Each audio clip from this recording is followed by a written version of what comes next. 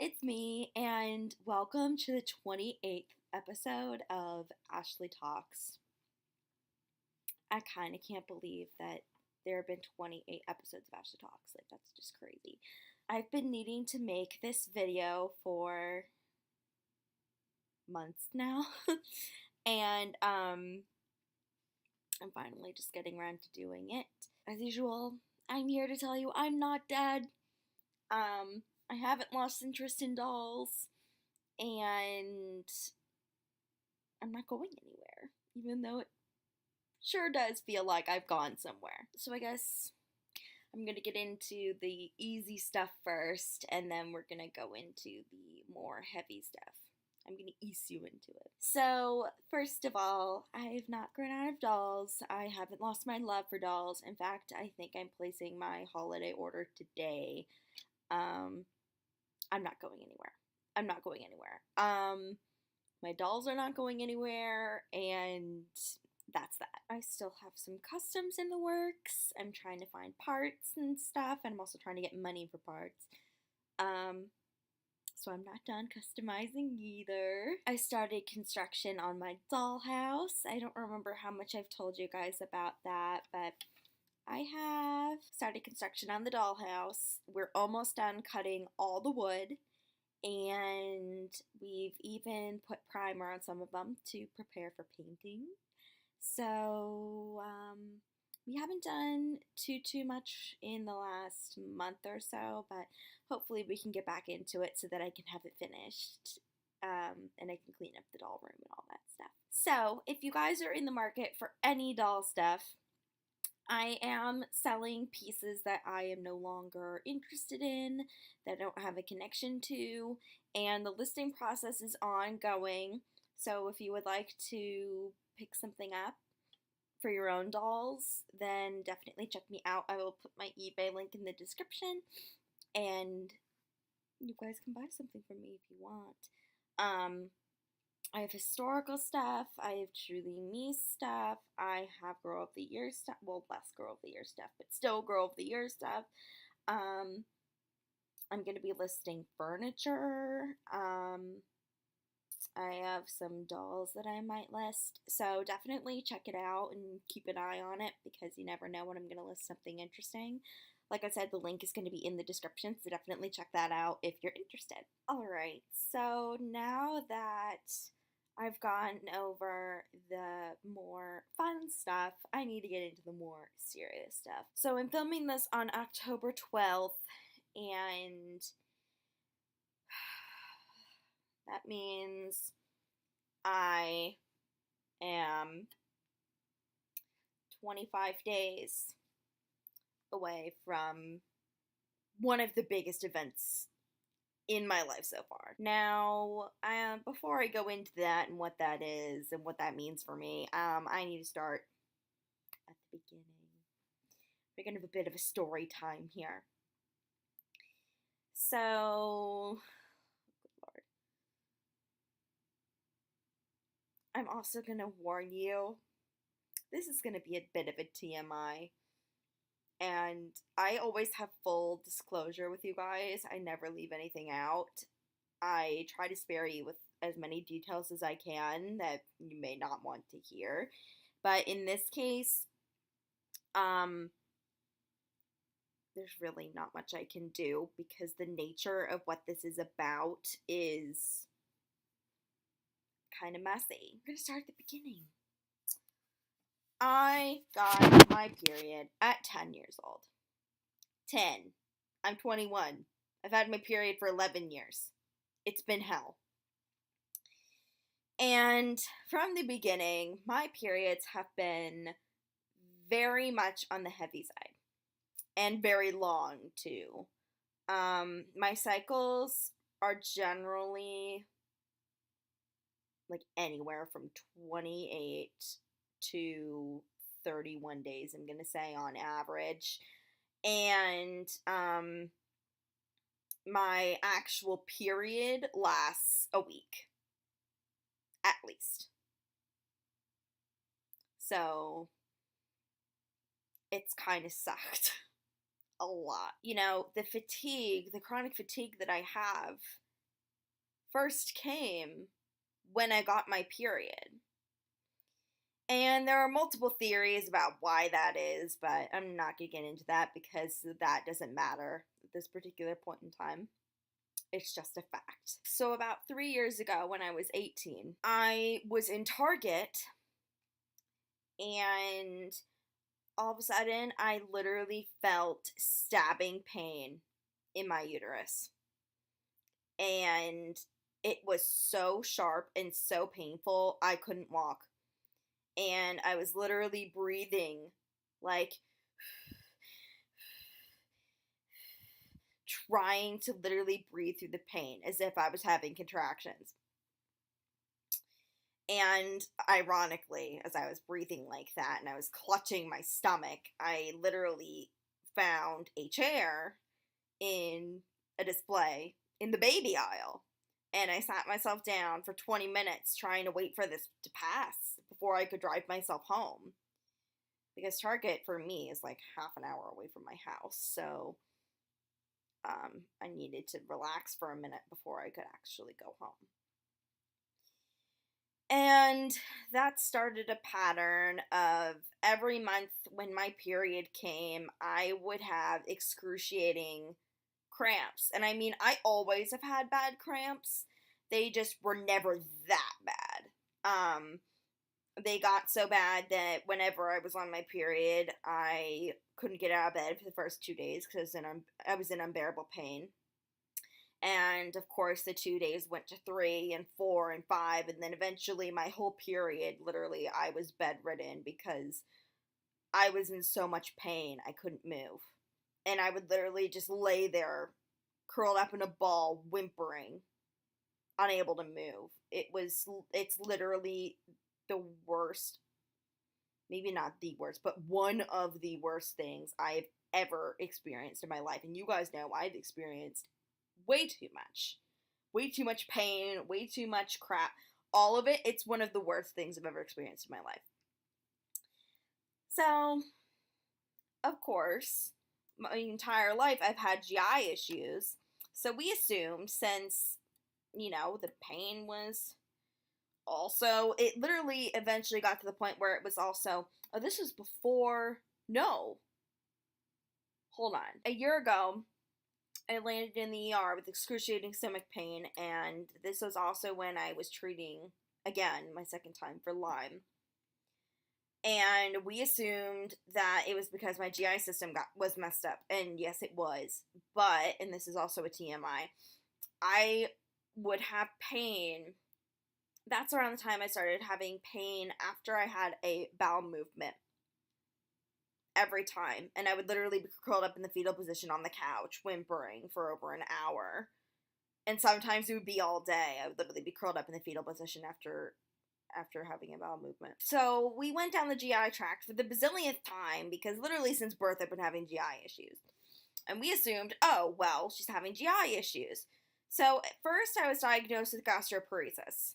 And I believe I told you guys that. I don't know when, but I did. And that diagnosis made a world of sense, and it finally felt like, okay, I'm getting somewhere. And my doctor put me on a non-inflammatory medication that I'm still on. And 90% of my pain after having a bowel movement was suddenly gone. However, the majority of my pain that I noticed was around my period. So we really knew there was something wrong because I was having issues with my period. So finally, after not having, literally have gone down every single route with the GI system and literally have gotten nowhere. I've had multiple colonoscopies, multiple endoscopies. I've had a gastric emptying study. I've had that test where you drink the really disgusting chalky-like stuff, and that literally made me gag, by the way, and they do imagery on your body or whatever. I literally have had so much done, I couldn't even tell you. I've had ultrasounds done, everything. I'm not kidding you. Everything. And literally we came up with nothing. So, finally my mom goes, well, maybe we should try going down the reproductive track. So we did. And I didn't have a real gynecologist because I haven't had a need for one yet. So my doctor said it was a good idea, and she recommended this gynecologist. So we went to see them, and my doctor mentioned endometriosis, and I was like, I don't know. But then the physician's assistant, who is basically considered a doctor in that practice, literally like talked to me and like heard my story, and she was like, you probably have endometriosis. And I was like, okay, this is getting weird. And then when I couldn't get in to see her, the next time I went in, I saw one of the actual gynecologists in the practice, and she heard my story, and she goes, you could have endometriosis. And I was like, okay, this is getting too insane. So she sent me to an endometriosis specialist, and I was like, I'm just not going to waste my time. So I called the endometriosis specialist, and I'm not kidding you, the receptionist at the place I called goes, you probably have endometriosis. And I was like, that's 4 people now in the span of like 3 months that I've told, not even 3 months, it was like 2 months, that told me I had endometriosis. This is kind of getting insane. So I went in to see the endometriosis specialist on July 26th. So this is nearly 2 months, no, nearly 3 months ago now. And she heard my story and talked with me, and she goes, so you have endometriosis? And I said, okay. And she said, and I'm gonna operate on you. And I said, wait, what are you talking about? Like, I was like, wait a minute, what? And I was like, so when are you talking? And she said, 3 months from now. And based upon what I literally just said, as you can imagine, I'm about at my 3-month mark. I have 25 more days until my operation. And I'm really scared for it.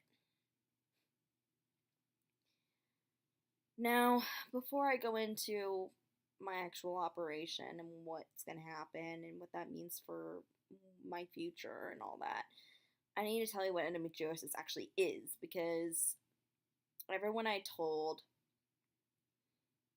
that I had endometriosis, I had to tell them what it was first, except for my dad. Somehow he knew. But anyway, endometriosis is a disease where the lining that typically grows inside your uterus and then sheds whenever you have a period grows outside of your uterus and attaches to organs in your body. And basically what it is, they're abnormal cells, and they grow, and they are estrogen fueled. So the more estrogen you have in your body, and if you have endometriosis, the faster it's going to grow. And these cells stick to everything and cause things to stick together. Like my doctor said that my intestines are stuck to my outer walls, and that's why I have so much pain after having a bowel movement. And when you have a period, the reason you're in so much pain is because when you have your period and that stuff sheds from your uterus, it also tries to shed off of all the places it's growing on your organs. And that's why literally you're in so much pain you can't move. Currently, I have trouble walking. I have trouble stretching my body because of the way the adhesions are. They pull and it causes me pain. I still do sometimes have pain with the bowel movement, but that's to be expected, obviously. And you can be stage 1 or you can be stage 4. And the amount of pain that you have does not correlate at all with what stage you are. So even though I literally have been in unbearable amounts of pain, I could still be a stage 1. So you cannot judge endometriosis in the stage by the amount of pain you're in. And it can also not be picked up through any diagnostic imaging. It can't be seen in an ultrasound. It can't be seen in an MRI. It can't be seen in a CAT scan. It can't be seen in any of that.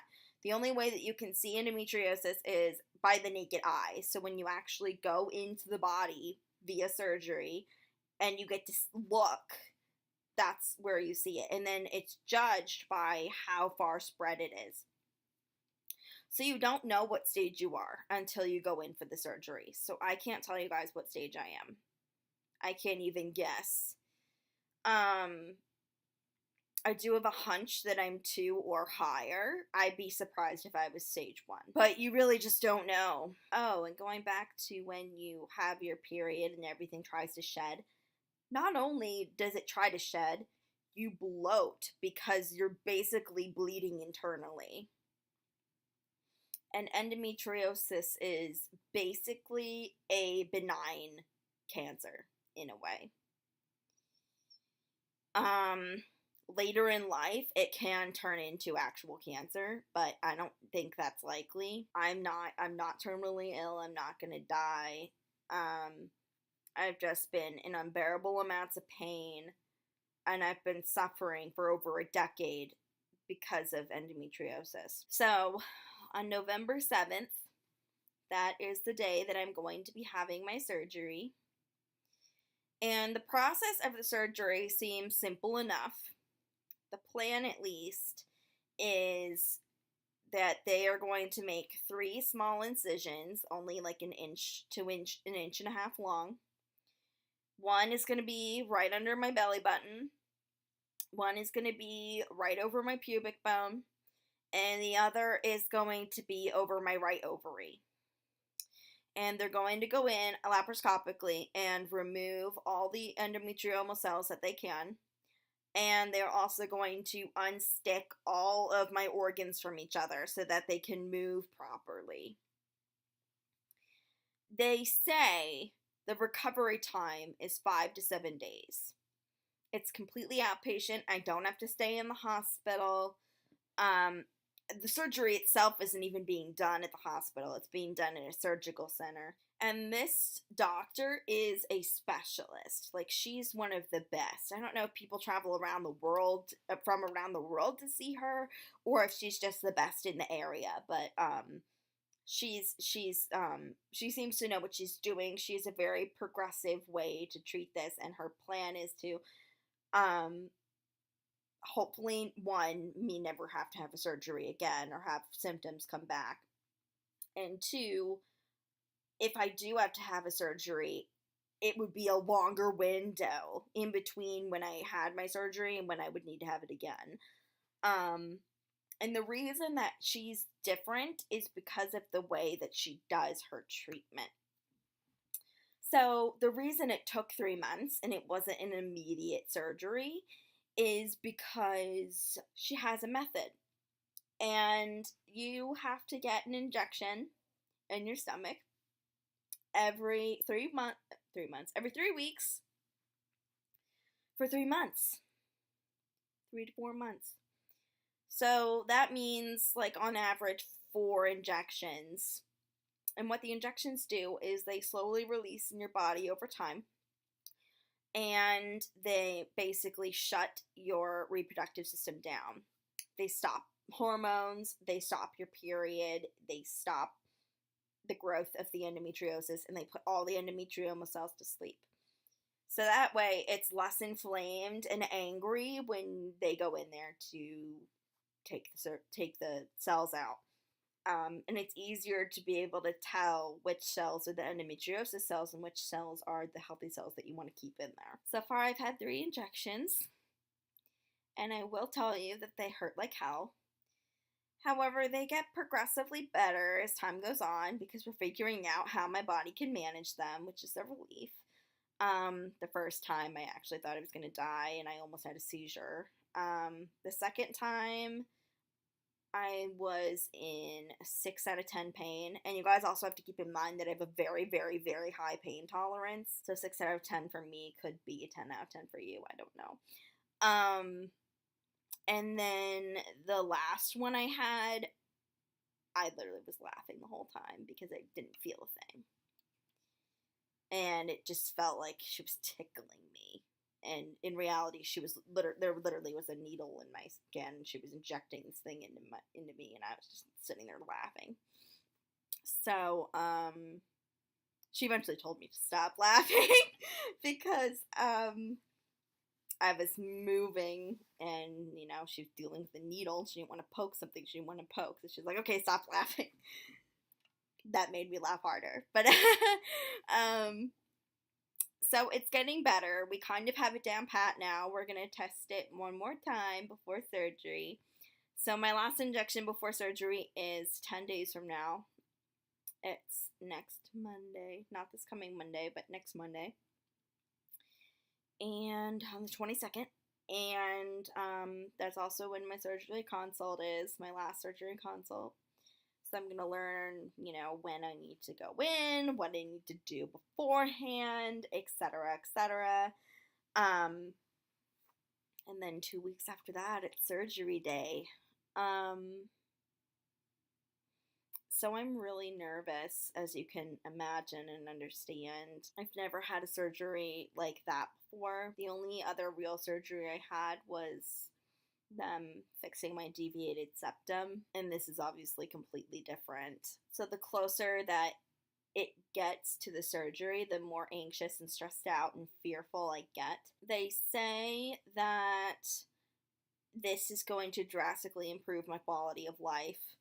I'll be able to walk around. She says it'll cure my nausea. It'll cure my back pain that I constantly have. I forgot to also mention, sorry, this is so scatterbrained. It literally is so much information. The process of the hormones being suppressed and everything, eventually she does this thing called add back, which adds in a specific kind or kinds, I don't know, and amount of hormones so that I still do have hormones in my body. However, they're not going to be contributing to the endo. So I don't know how that works because we haven't gotten into that yet. And like I said before, she did say that recovery time is 5 to 7 days.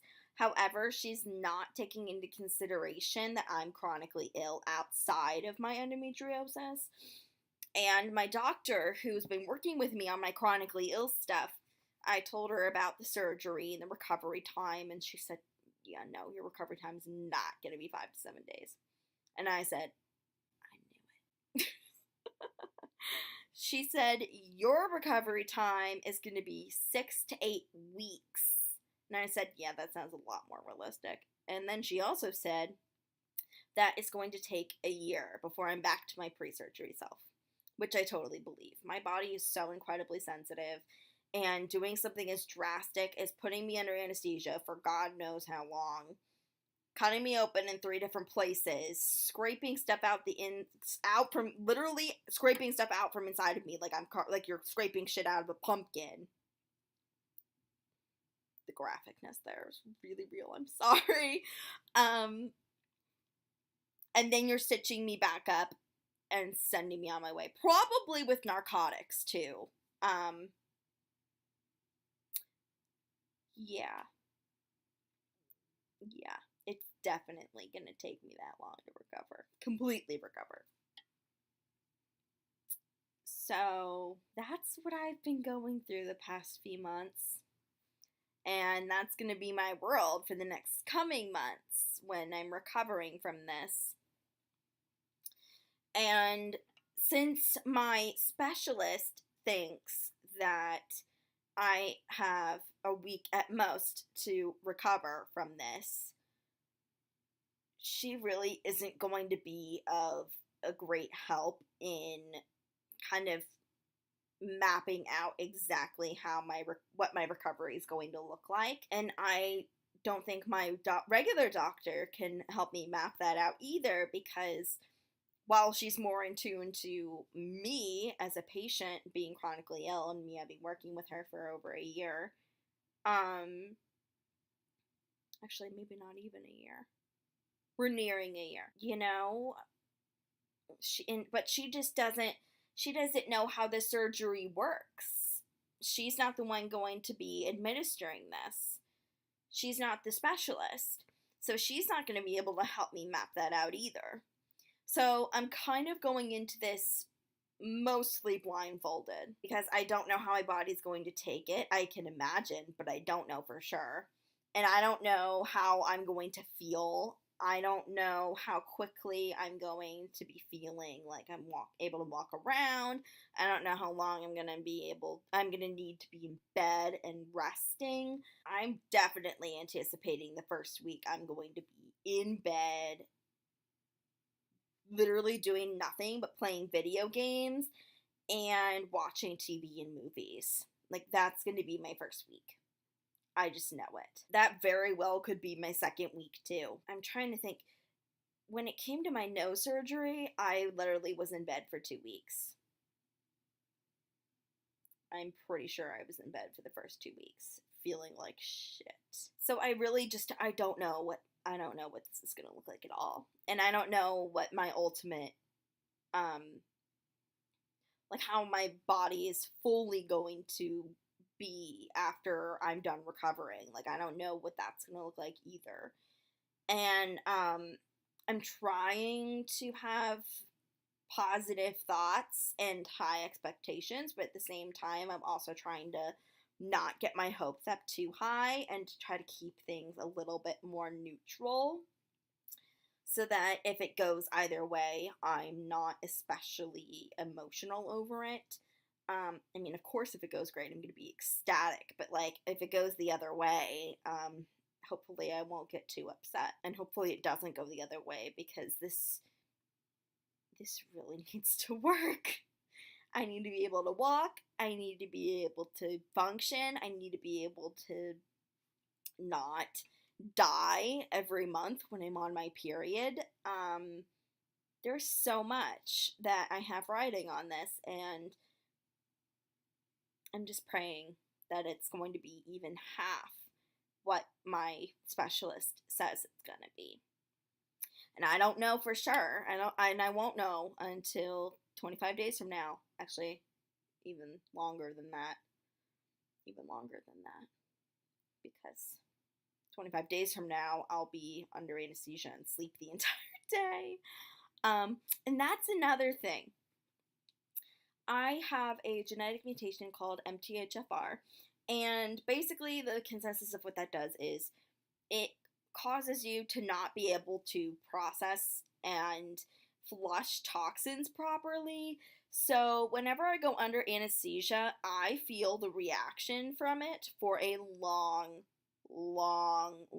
time. It very negatively affects me, and that's just going to be another reason why I'm going to be more in bed than not. So it's intense, you guys. It's really intense. And I don't look forward to this. I mean, I do, but I don't. I just don't know what the future holds after this. Like, I literally have a countdown on my phone because I'm so excited to not be in pain anymore, and that's how I know the exact number of days. Because I literally can just swipe right on my phone, and that's there. By the way, 7 a.m. is just a guesstimate.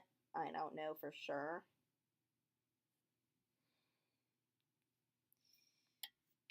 So it's it's complicated and it's heavy, and I don't know what this is going to do for me. So as I'm preparing for surgery, I'm trying to mentally not worry about it. I'm trying not to stress over it. I'm trying not to have an anxiety issue with it. I'm trying to stay positive. I'm trying to distract myself. I'm trying to rest because, like I said, walking is giving me trouble sometimes. And just like everything else, I have good days and I have bad days. But a lot of the time, I can't walk for extended periods of time because it causes me pain. And by extended periods of time, I couldn't walk for 5 minutes straight. I couldn't walk for 5 minutes straight. It also depends on the day. I might not even be able to walk for a minute, let alone 5. But typically, I don't think I could walk 5 minutes. Even just standing hurts. Because when you're upright, all those muscles in your stomach are taut. And all those muscles, in my case, are stuck together, stuck to the walls of my abdomen. And they're pulling, and they cause me pain. So even standing hurts. And in some cases, sitting even hurts because you're still erect. So I'm most comfortable when I'm slouching and or in my bed or in a bed. So life for me is just not going very well right now. And that's kind of where I'm at. I mean, I don't know how active or inactive I'm going to be after this surgery. I don't know what's going to happen with that. But as usual, I'm a lot more active on Instagram than I am on here because making videos and editing and uploading takes work. An effort that I don't have right now. So if you want to know more about what I'm doing in my everyday life, and see and hear more from me, and you want to keep posted on my situation, I am currently open, and by open I mean public. So, if you follow me, you're following me. You don't need to wait to be approved or anything like that. And I also answer DMs on there, so you can actually talk with me if you want. So, if you want to, go ahead, give it a follow. No pressure if you don't, it's fine. I just like to remind you guys that if you want to see more of me and you want to know more in depth what's going on with me at a more on time, in a more timely fashion, that's where you need to go in order to get that. And I also do live streams on there. I do doll customizations on there. I play with my dolls on occasion. Like, that's really where I'm most alive right now. So, if I'm just letting you guys know that if you want to, you can. But with that being said, I'm gonna go. Thank you so very much for watching, and thank you for being so supportive and understanding of me and my situation. I know I'm not the most active age YouTuber, and I'm definitely not the easiest to watch, but I still really appreciate it, and it means a lot to me. Thank you for listening, and I love you guys, and I always say hopefully I can get back on a more normal uploading schedule, and I really do mean it when I say it, but I genuinely just don't know when that is, and it's in the same boat right now, so hopefully we can be seeing each other more often. I love you guys.